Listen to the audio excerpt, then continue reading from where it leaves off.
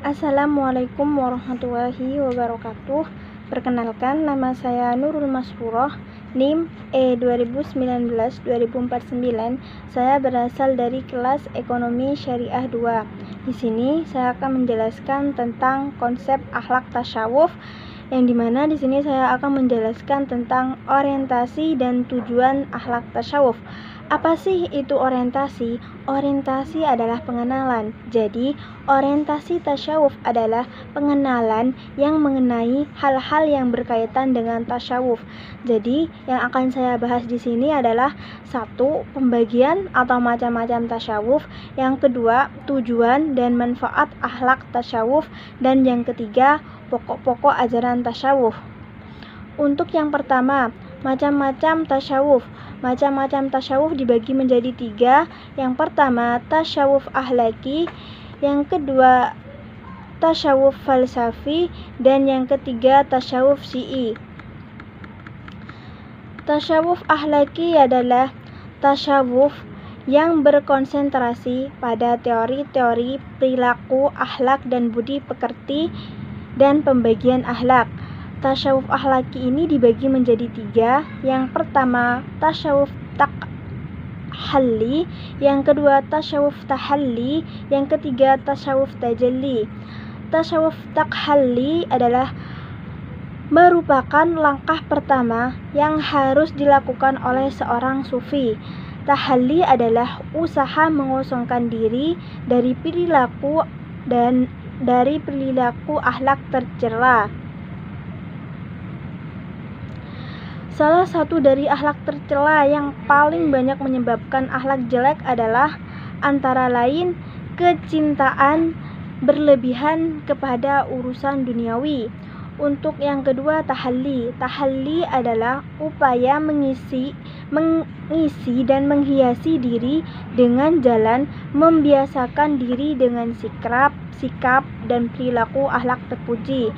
Tahapan tahalli dilakukan kaum sufi setelah mengosongkan jiwa dan akhlak-akhlak tercela. Untuk yang ketiga, tajalli. Tajalli merupakan untuk pemantapan dan pendalaman materi yang telah dilalui pada fase tahalli, maka rangkaian akhlak pendidikan selanjutnya adalah fase tajalli. Kata tajalli bermakna terungkapnya nur gaib. Yang kedua, tasawuf falsafi. Tasawuf falsafi adalah tasawuf yang didasarkan pada gabungan teori-teori tasawuf dan filsafat atau yang bermakna mistik metafisis. Yang ketiga, tasawuf syi'i. Kalau berbicara tasawuf syi'i, maka akan diikuti oleh tasawuf sunni. Untuk yang selanjutnya, tujuan dan manfaat akhlak tasawuf. Pada dasarnya, tujuan pokok akhlak adalah agar setiap muslim berbudi pekerti, bertingkah laku, berperangai atau beradat istiadat yang baik sesuai dengan ajaran Islam.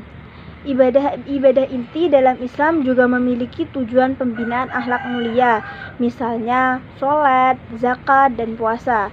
Dengan demikian, tujuan secara umum adalah membentuk kepribadian seorang muslim yang memiliki akhlak mulia baik secara lahiriah dan batiniah.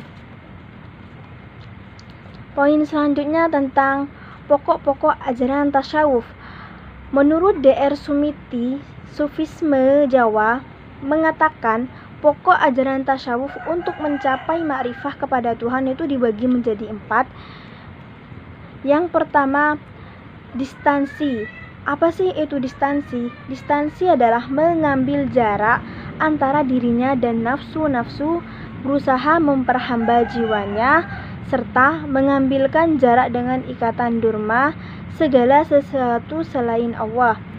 Distansi merupakan syarat mutlak bagi sarana untuk menemukan kesadaran tentangnya sehingga benar-benar dapat berdiri sebagai khalifah. Dalam tasawuf, distansi dimaksudkan untuk membina sikap eskapisme agar dapat mencapai suasana hati yang suci, terbebas dari ikatan-ikatan selain Allah. Yang kedua, konsentrasi.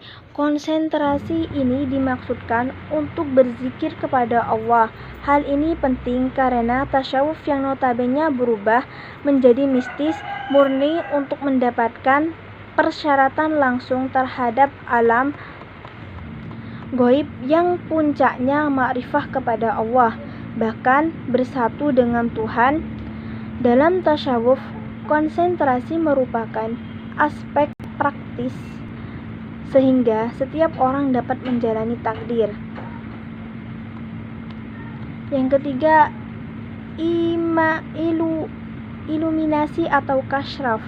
Al-Ghazali menerangkan, apabila konsentrasi zikir berhasil, akan mengalami fana terhadap kesadaran indrawi dari mulai kasyraf atau tersingkap takbid terhadap penghayatan alam gaib dan memuncak terhadap ma'rifah. Dari kasyaf ini, para kaum sufi mengawali awal mi'raj jiwanya sehingga dapat bertemu dengan malaikat, roh, para nabi, dan dapat memperoleh ilmu laduni, bahkan dapat melihat nasib-nasib lauh al-mahfudz. Yang keempat, insan kamil atau manusia sempurna.